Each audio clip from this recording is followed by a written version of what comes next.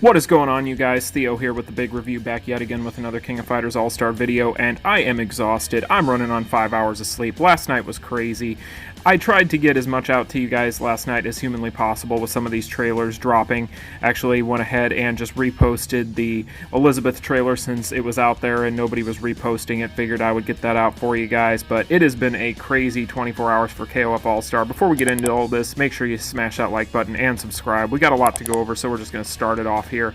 So basically we have new support effects in effect right now. We have increased item gain rate from the Soul Quest, which is going to come in handy for the Kula event going on, and then you have half AP consumption in the XP dungeon, core dungeon, and gold dungeons, which unfortunately will not be running all the way through the Valentine's Day events, which they announced yesterday are going to have their own dungeon, which is going to consume even more AP.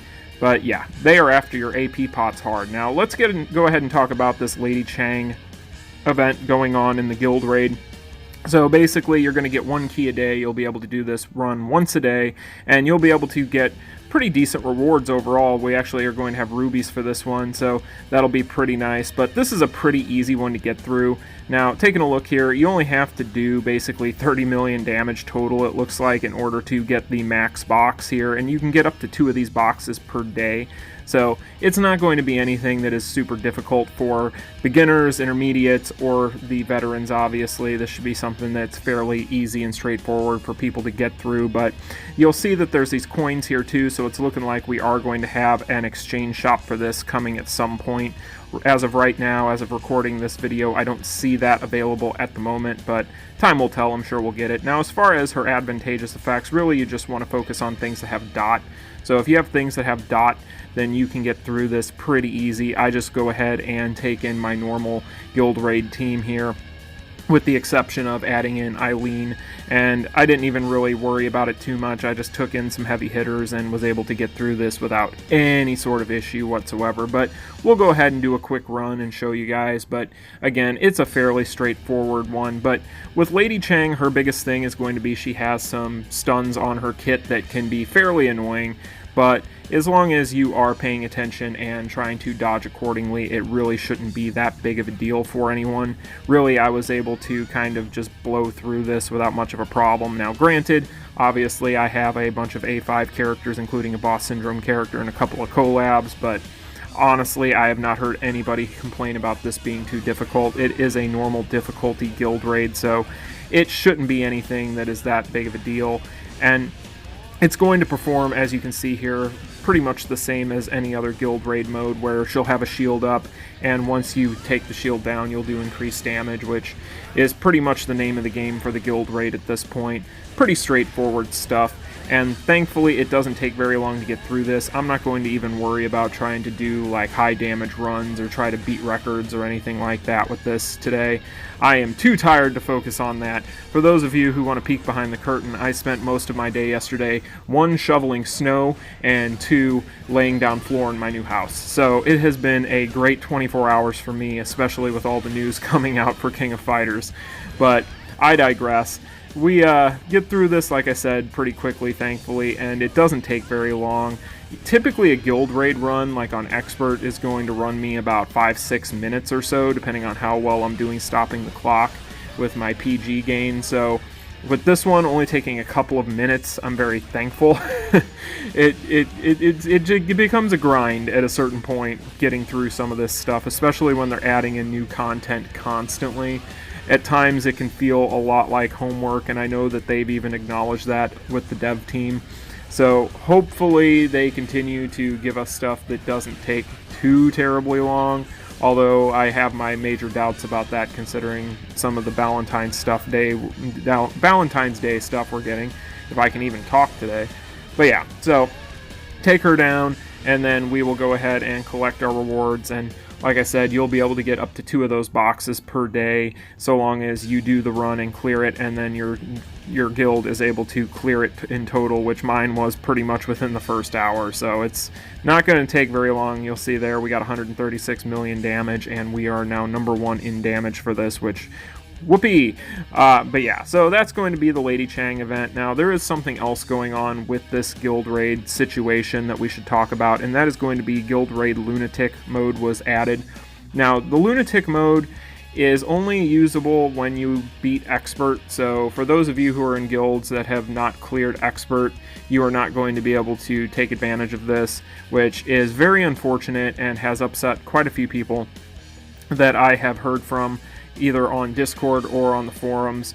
But you'll see here that the damage thresholds for these are kind of obnoxious. It takes 297.67 million just to get to the first box, and basically the way they've got this set up is the first box is going to give you burn R stones and a bunch of the silver R stones, and then with each tier it adds a new gold R stone to the pool. So you have your burn, you have your light dot or your starlight dot as it is being called, and then obviously you have bleed for the last one. So there are some pretty nice rewards in here, obviously, being that it is very difficult to get to and get through, but the issue is going to be getting to it and then getting through it. And really, at the end of the day, I don't foresee a whole lot of value in really trying to get this done immediately. I, one, don't know that it is even going to be doable for most people. Now, obviously, you could probably just BS it and get through it fairly decently. I don't know. I have no data whatsoever to go off of as far as what the damage ramp looks like on this version of Rugal, so we'll have to wait a few days to see some footage of that and take a look at it, and maybe I'll be able to get some footage on it as well here in the next few days and hopefully bring that to you guys. But overall, I would say don't sweat this. It's not anything that is overly necessary right now. Now, obviously, later on, when they add more things that are going to have Starlight, it will probably come into play more. But for now, I would say just worry about Expert and then move on to Lunatic if you get the opportunity. But let's go ahead and move on here to the lovely Kula, or idle Kula Roulette, as it were, and talk about this. So this is pretty standard stuff. There's really not a whole lot different here for this roulette than you would normally be used to, but basically you'll take a look here and you'll see the rates, and really the biggest thing here is you want to make sure that you get the idle lovely Kula as quickly as possible. Try to get as many of these memories as you can if you are a new player or a intermediate that does not have her at high awakening levels. This is a perfect opportunity to awaken a very strong character for any game mode. That is, whether it's PvE, PvP, she's very strong. Now, if you're a veteran and already have her at A5, as you'll see here, like myself, you cannot craft her memories for things like the invites and things of that nature, which kind of sucks, not gonna lie. But really, if you're a veteran, what you're going to be wanting to do here anyway is take these souls that you're getting from her and from the soul quest and parlay those into tokens in the exchange shop, which we'll talk about here momentarily, but we'll go ahead and spin on this a little bit. However, what I will say at the end of the day is anytime these FES roulettes come around, they are extremely beneficial to any denomination of player.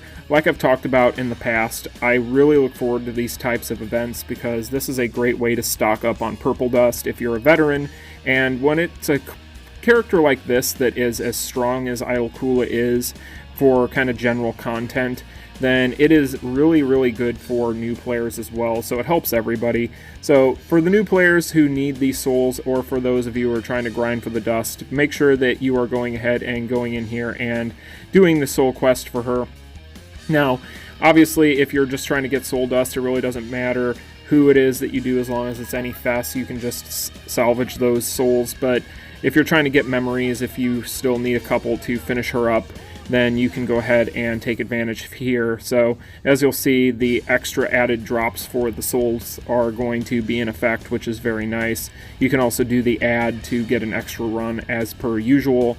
So yeah, that is pretty much what I want to show you guys there as far as an extra tip to do this. I know I've mentioned it in the past, but I will go ahead, and for those of you who are wondering what I'm talking about when I talk about this exchange shop, if you go in here, go to your Soul Dust Exchange, you can go in and salvage, and I'll just do mine now to show you guys, but you can salvage your extra FES memories that you do, or extra FES souls rather, that you don't need.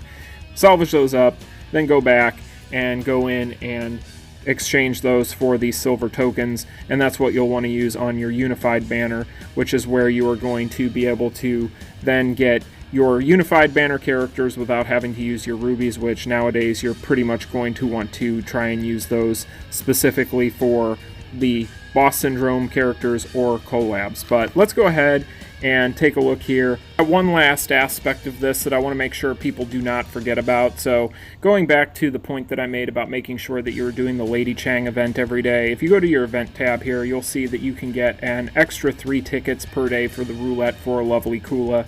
So make sure that you are doing this.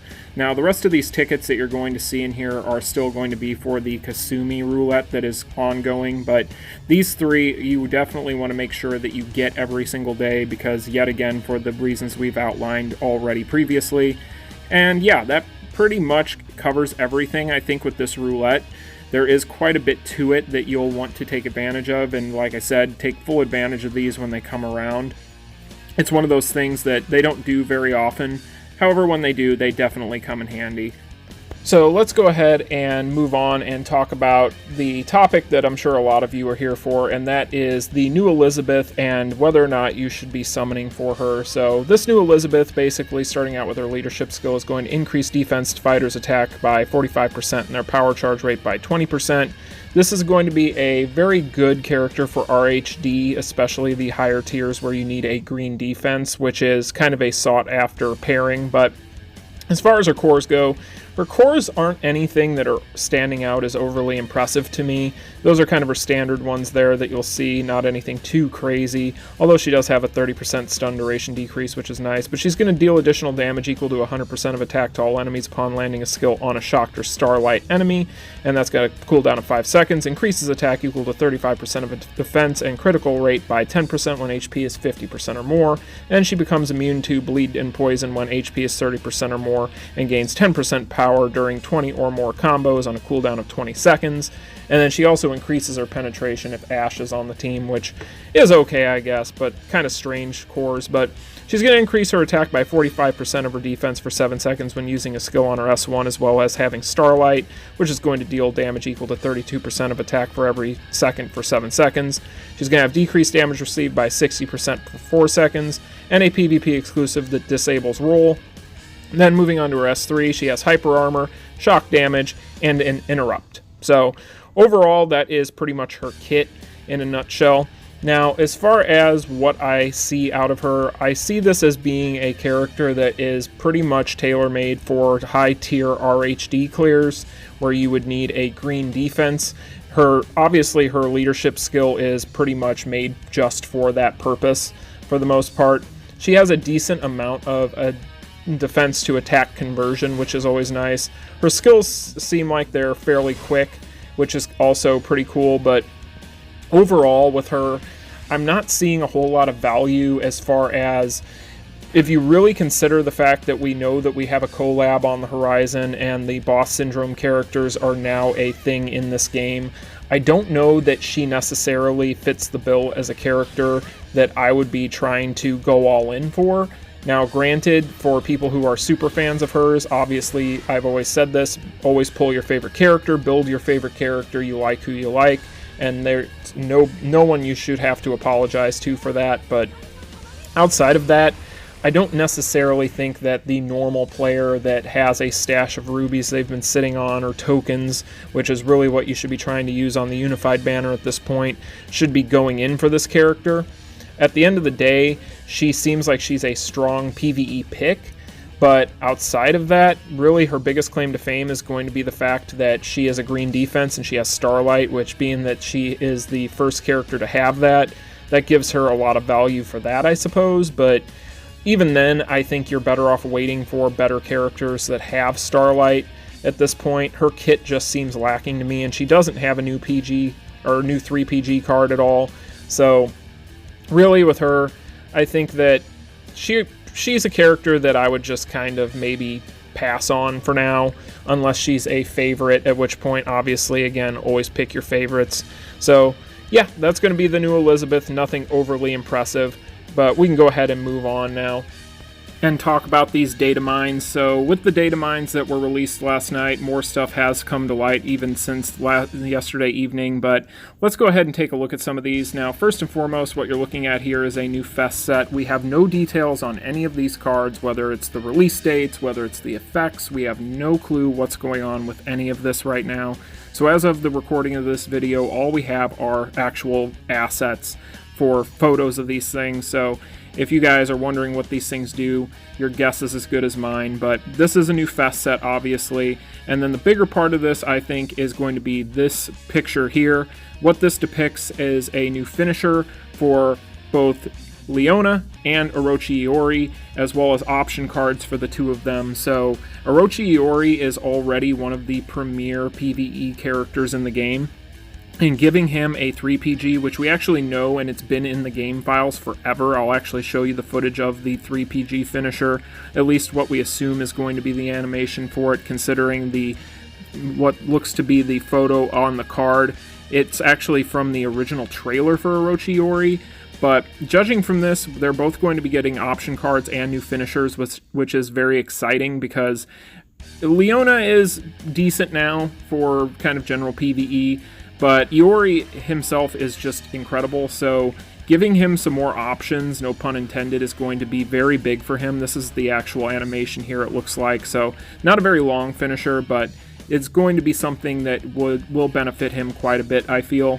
Now, moving on to the rest of this, we do have new information for another FES that will be getting added to the game at some point in the future, and that is a character that's had assets in the game files for a long time, being Mian. So Mian is a really cool character, very interesting design-wise, aesthetically very pleasing to look at as far as kind of her costume choices and the different things that she has going on aesthetically. So very cool to see this. I'm actually excited for this one. We know now, just based on new things that have leaked and surfaced overnight, that she is going to have burn on her kit, and I will be covering more of that tomorrow as far as some of the additional leaks with her. But overall, she is looking pretty cool. This is going to obviously be her battle card here. So yeah, very exciting stuff. This is a character that I'm hoping is pretty good because I would like to pick her up in the Unified banner. I have plenty of tokens, but I'm not going to just burn them for any random character. It's going to have to be somebody that I feel and deem is worth it. Now, she is going to be, from what we know now, a yellow attack type. So that alone, it makes her actually pretty useful. Again, we'll have to wait and see for anything additional to those things, but we do know from additional data mines, she has burn, she is going to be a yellow attack type, so these things are going to be very welcome for the yellow pool that needs another really strong FES option. So yeah, overall, very excited to see what she is able to bring to the game and what they're able to do with her, because overall in the actual KOF game, she is pretty good. She's pretty fun, at least, as far as what she is able to do with some of her skills and things of that nature. So I'm pretty excited to see what they do with her and how they decide to implement her. You know, they even went as far as to code in a bunch of her masks, which is a big part of her shtick. So yeah, I mean, just looking at her, you guys can tell there's a lot more effort in this character model than some of the ones that we normally get that seem almost like they're repackages of older models for characters we've had for quite a long time. She, like I said, stands out and is very different looking. So here's to hoping that overall, once we do get her, that she is a character worth pulling on. Because at this point, like I talked about with Elisabeth, we need to be pretty wary about what we do going forward with the things going on this coming month with the collab and a potential boss syndrome banner also, since we don't know how those things are rotating or what the time frame is on those. So I'm going to use a overabundance of caution with this stuff and definitely impart that upon you guys as well. So yeah, that's going to be the data mine, guys. We'll talk about more of it tomorrow, but let's go ahead and move on and talk about the last bit of news in today's video, and that is going to be this new Benimaru trailer that dropped last night. So when this came out, I had to sneak away because, like I said, I had a lot going on last night and try to watch this, and there didn't seem to be a whole lot going on to talk about in here outside of what happens towards the end of the trailer. But besides that, Benimaru looking great. I like the new costume design for him. I'm really enjoying the graphics still I know I've talked ad nauseum at this point about how I am a pretty big fan of the graphics for this game overall. I think it looks great, but what is coming up here towards the end of this trailer is what really stands out and makes the biggest talking point, and that is going to be the fact that Benimaru is the new team member of Team Hero, along with what used to be Team China. So this is interesting. We all expected whenever they decided that they were going to reveal the first two characters that they revealed, that they were just going to reveal the third member of Team China, and there was a bunch of speculation about who's going to be the new member of Team China, or is it going to continue to be the same roster from King of Fighters 14, and now we know that is not the case, that they are actually now 2/3 of Team China from KOF 14 is now Team Hero, along with Benimaru, who obviously is not known for being on multiple different teams throughout the years. He's usually pretty set where he's at, so it's pretty interesting to see this. I'm excited to see where they're going with this, and really this game, the more they show of it, the more excited I get, just because it does seem like they are playing with expectations with this, kind of like the slogan of the game is trying to tell you. So they're living up to that one, but I'm excited to see more from this. Next week we should be getting another character reveal trailer, and that'll be interesting to see what they do with it. But that's going to be today's video, guys. We'll talk about the Valentine stuff in a later video, because this one's already running long, and I'm exhausted if you can't tell from listening to me in this video. So like, share, and subscribe. I will see you guys in the next one. Peace. Continue.